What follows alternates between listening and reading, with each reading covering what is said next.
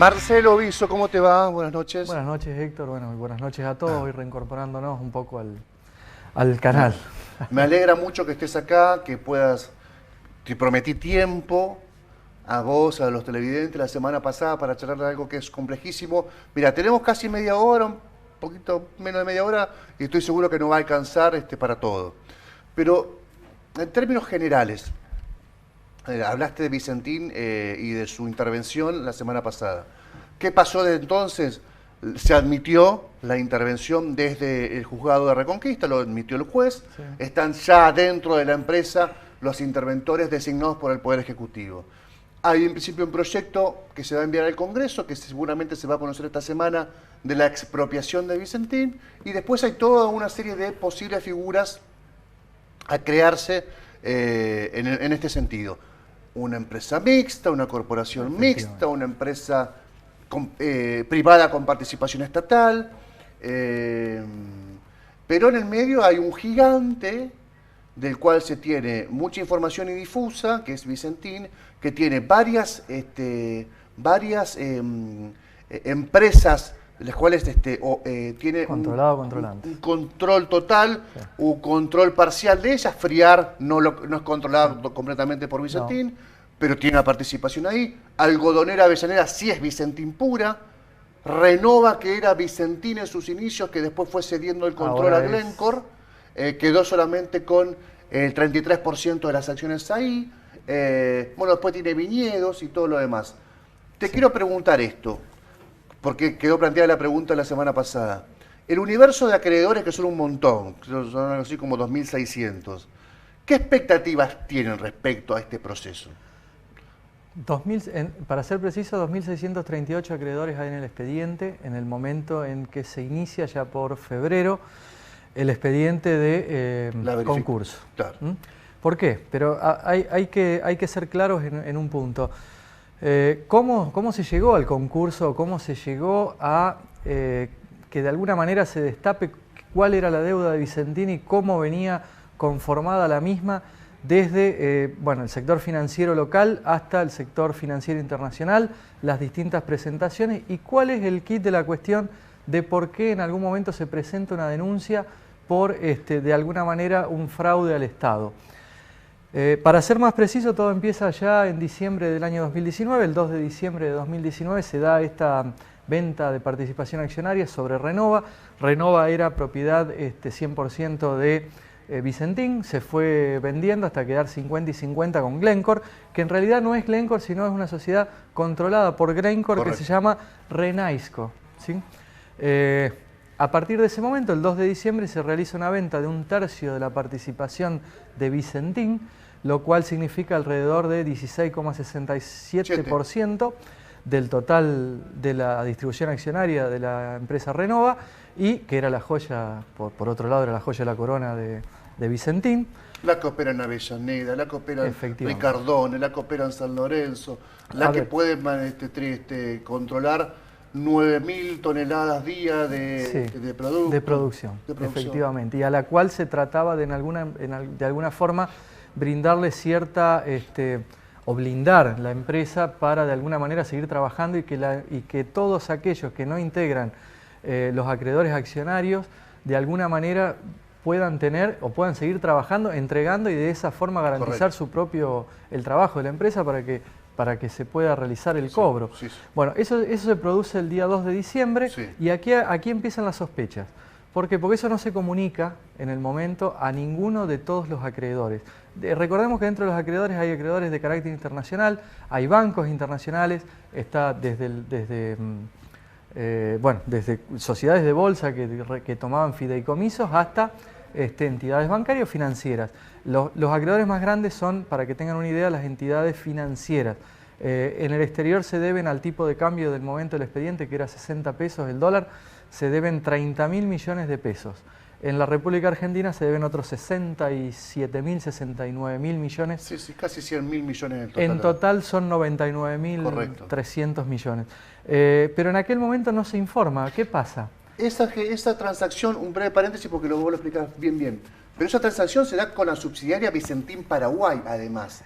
No se sabe, 2 de diciembre. No se sabe desde qué lugar se canalizó. De hecho, se está investigando y se estuvo investigando durante la semana pasada a raíz de presentaciones internacionales por estas mismas entidades y canalizadas, porque ya hay una demanda en un tribunal de Nueva York, eso bueno, se conoció en estos últimos días, radicada contra Vicentín por esta maniobra fraudulenta. ¿Por qué? Porque las entidades que le prestaron desde el extranjero a Vicentín, que bueno, podemos nombrarla, ya la vamos a nombrar un poquito más adelante, sí.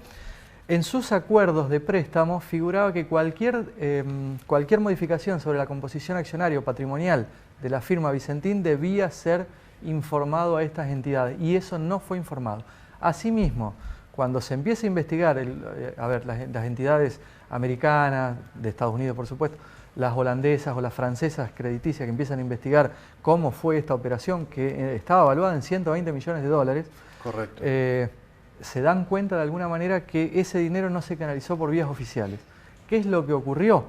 No entró directamente por caja. No se sabe hasta el momento dónde está radicado, dónde están esos 120 millones, porque obviamente en libros debería estar figurando como un ingreso de caja, tanto de Paraguay, Vicentín Paraguay, o Vicentín SAIC acá en la Argentina. Mientras vemos información exclusiva de Zona Crítica, el planteo que hicieron los acreedores en los tribunales neoyorquinos respecto a esto que planteabas, la duda sobre la venta de el 16,67% de las acciones de Vicentín a Glencore, sí, de Renova en realidad a Glencore, y todo el detalle, es un documento extensísimo en inglés, y todo el detalle de la preocupación de los, principalmente, como decía Marcelo, los financistas que tuvo Vicentín en distintos momentos de su historia, y que ahora están frente a un pagadiós. Sí, sí, también, por supuesto. ¿No?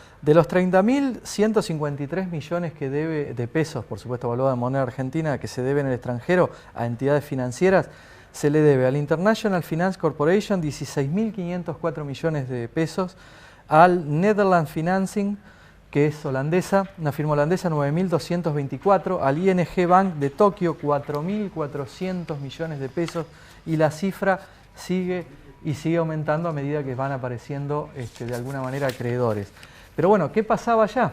En aquel momento, ¿cuándo fue esta transferencia de 120 millones de dólares que se realizó desde Renova, bueno, a Glencore?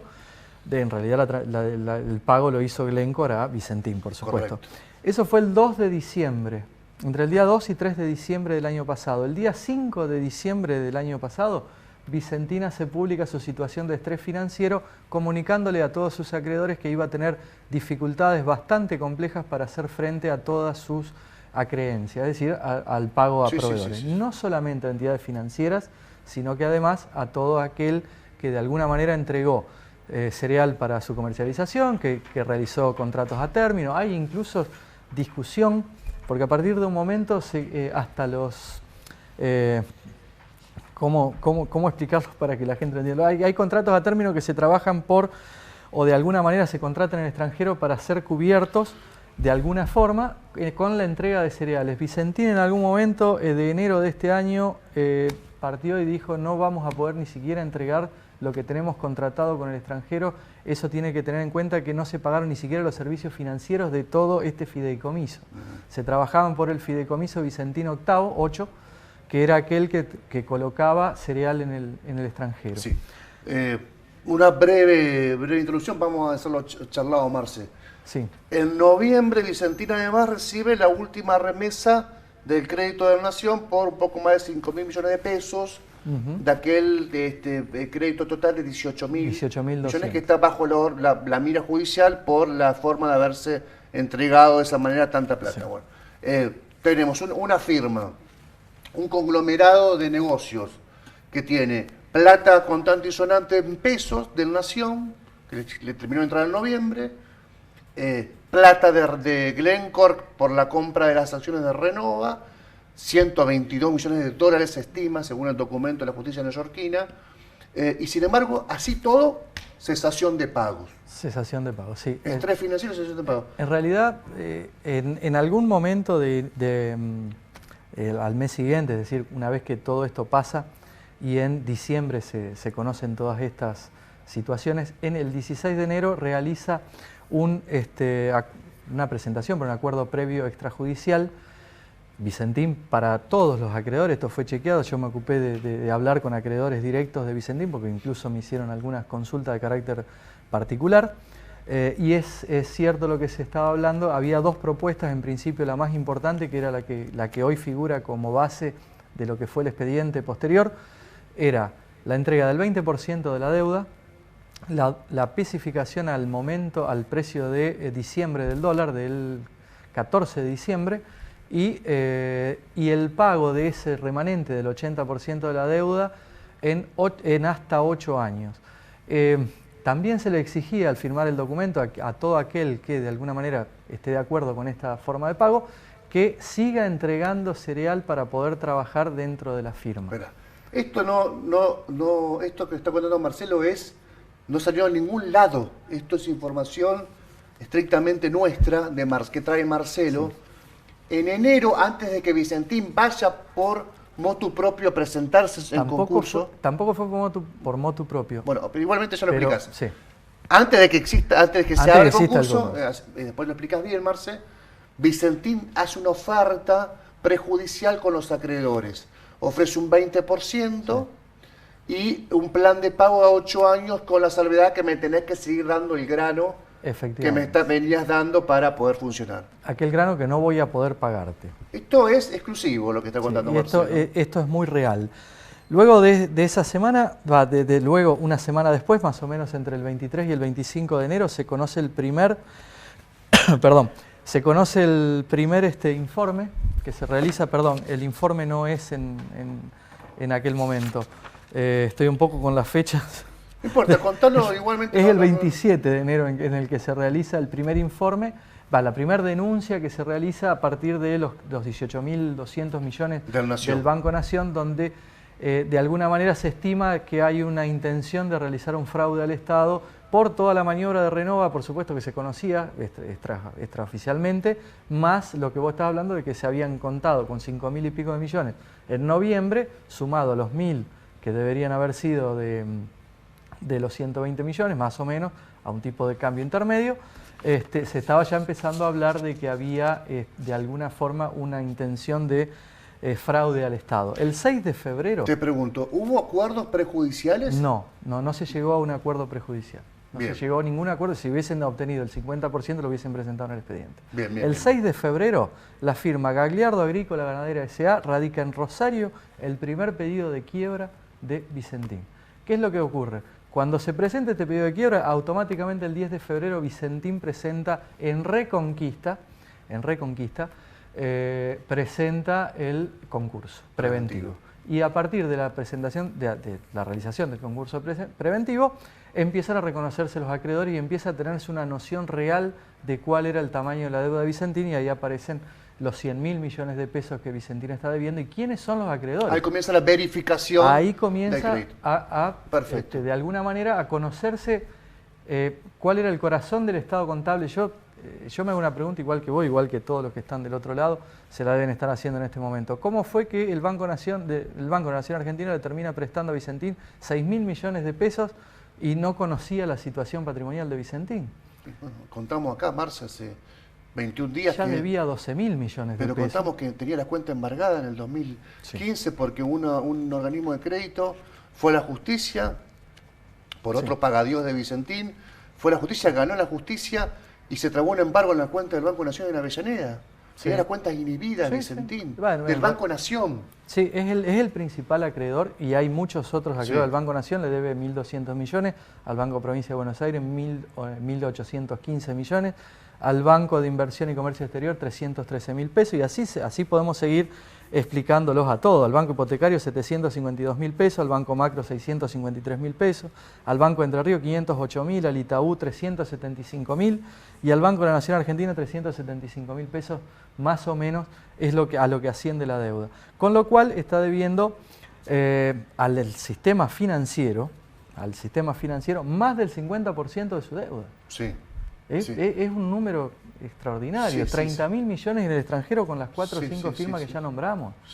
Y al sector, Marce, al sector público... Sí, 9.000, 10.000 millones. Casi el 24% de total si tenés en cuenta la FIP, la API. Es que en realidad hacen un desglose y ellos están diciendo que deben bastante menos. Es increíble que se llegue a deber en derechos de exportación, porque yo me dediqué muchos años a esto y lo digo de corazón, me dediqué a trabajar tanto en la Argentina como en el exterior, y que haya permisos de exportación abiertos por 9.500 millones de pesos es una locura, cuando hay empresas que la están obligando a liquidar exportaciones en los 180 días. No cierra, no están cerrando. O sea, estamos en un terreno que los permite, apreciación personal, perdón, pero bueno. Estamos en un terreno de la exportación que otro día sí que lo charlamos con más tiempo. Sí. Pero bueno, llega Vicentín. Al sector agropecuario, el 26% de la deuda. Esos son a los acreedores quirografarios, es decir, de los 100.000 millones, para hacer una cifra redonda, 26.000 se le deben, más o menos, al sector agrícola, que también genera trabajo, que también genera empleo, que también genera divisas, que también genera ingreso de dólares al Estado argentino mediante impuestos. Te hago esta pregunta, Marce. Fracasa la cuestión prejudicial de enero. Se verifica, se abre el concurso. Se verifica la deuda. Pepito, que trabajó con Vicentín hace 30 años, venía trabajando, dándole los granos a Vicentín. Básicamente a Renova, porque ahí estaba el grueso de la producción. Sí. Ahora, ¿qué expectativa tiene el productor Pepito respecto al concurso? ¿Va a haber una mejor oferta del grupo? En algún momento se planteó una mejor oferta que rondaba alrededor del, si no me equivoco, en ese momento se ofrecía pagar el 50% una vez firmado el acuerdo de deuda. No se sabe cuál era la quita que estaban planteando, pero del total que se hubiese acordado, el 50% se pagaba en el momento o a los 30 días de finalizado el acuerdo. ¿Cuál es el problema? En todos los casos se planteaba la obligación del productor de seguir entregando. Claro. Entonces, yo tengo... En cualquier caso, el productor sigue entregando. Sí. Y eso es realmente ilógico. Es como decir, yo le debo al almacenero, pero yo le voy y le digo que para pagarle, que me siga dando mercadería. Es ilógico, le voy a pagar la mitad, pero seguime dando mercadería porque si no, no pasa en ningún lado. A ver, hay una cuestión también que es... Discúlpame, ¿ese productor puede colocar su producción en otro lado? Por supuesto.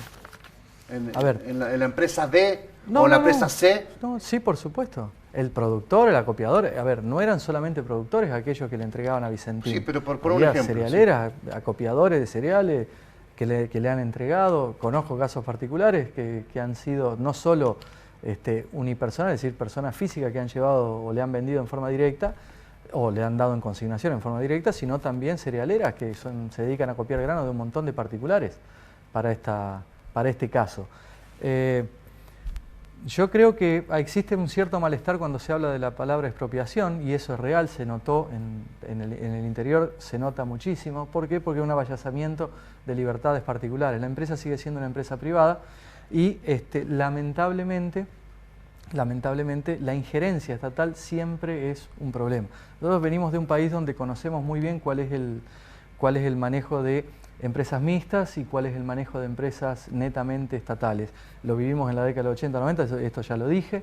El Estado en sí, al no tener aquella visión de obtener una determinada ganancia, al no tener la obligación de obtener una ganancia, sí siempre da alguna clase de déficit y siempre termina de alguna manera con sus estructuras productivas un tanto pasadas de moda. Ya lo vimos cuando en algún momento YPF se modernizó, cuando se modernizó Telefónica, Entel con los teléfonos, que pasó a ser Telefónica y Telecom.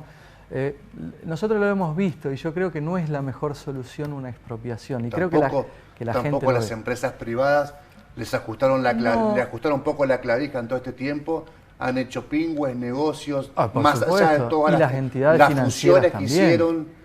Ni hablar las funciones de los grandes medios de comunicación con las grandes telefónicas que no te garantizan ni mejor calidad, ni mejor servicio, nada. Eso es cierto. Tampoco, yo estoy a favor de la participación estatal, Vos tenés una mirada distinta. Yo no digo, creo, tampoco lo privado ha sido la panacea del servicio. Está bien, pero hablamos de una expropiación. Una participación ¿Qué pasa con es el una Congreso, cosa... Marcelo? Por supuesto, si lo vota el Congreso ahí ya no hay ninguna vuelta atrás, esto ha pasado. Que es discutible también si pasa por el Congreso. ¿Por qué no discutir, digamos? Por supuesto, tiene que pasar por el Congreso, digo, tiene que darse una podemos tener una mirada que incluso a pesar de que pase por el Congreso estar en desacuerdo. También existe esa mirada. Yo no creo que una expropiación del 100% sea la solución.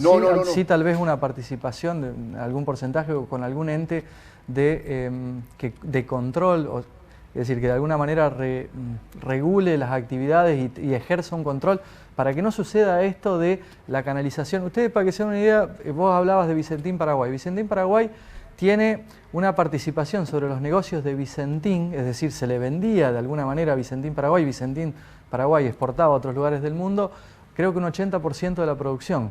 Vicentín Paraguay trabaja el 15% de la producción total cerealera de Paraguay, para que se den una idea. Sí, es la segunda... No tiene más que oficina. No, lo contamos también, sí.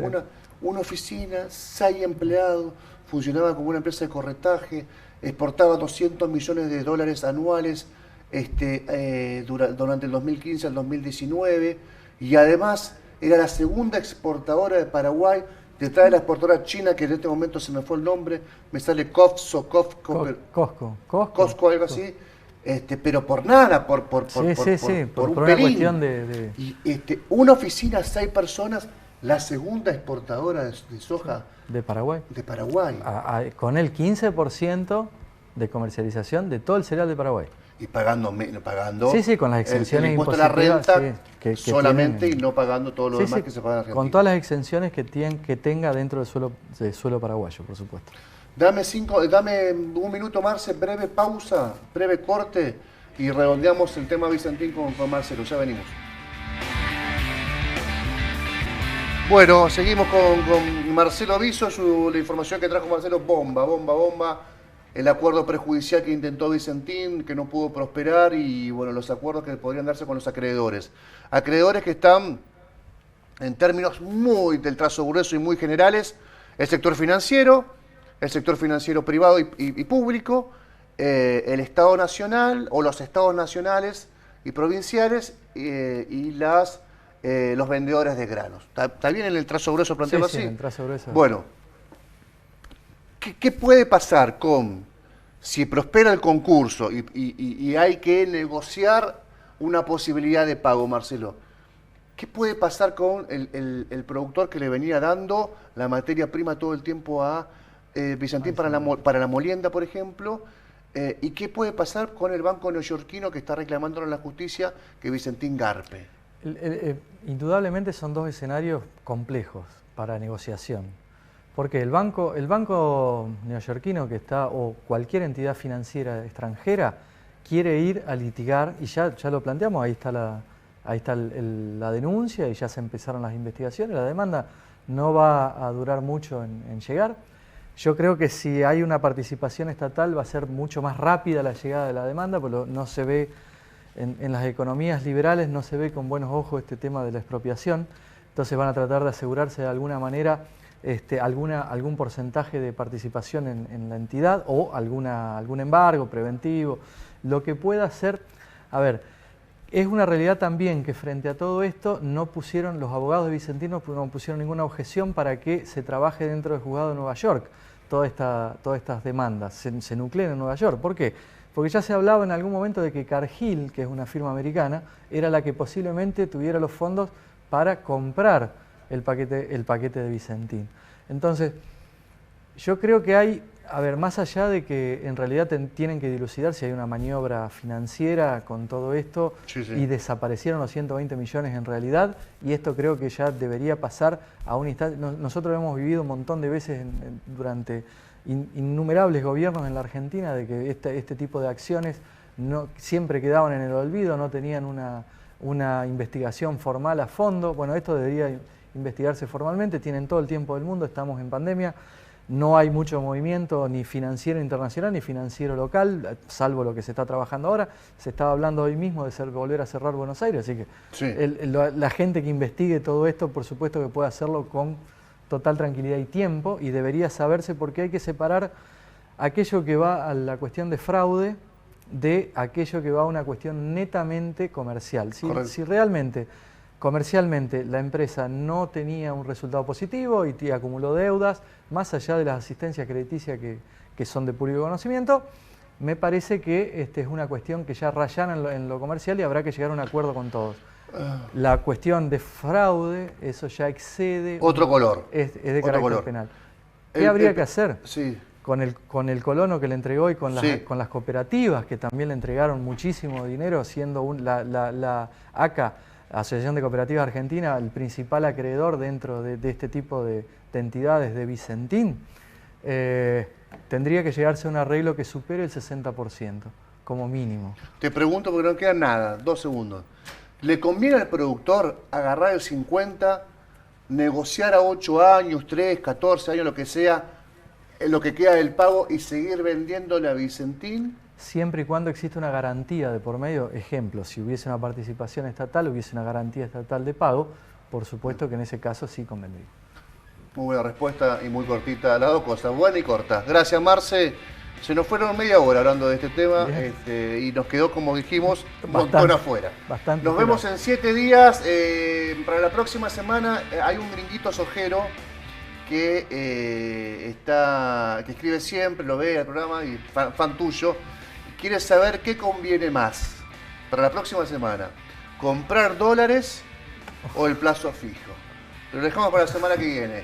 Nos vemos en 7 días la próxima semana. Chau, gracias.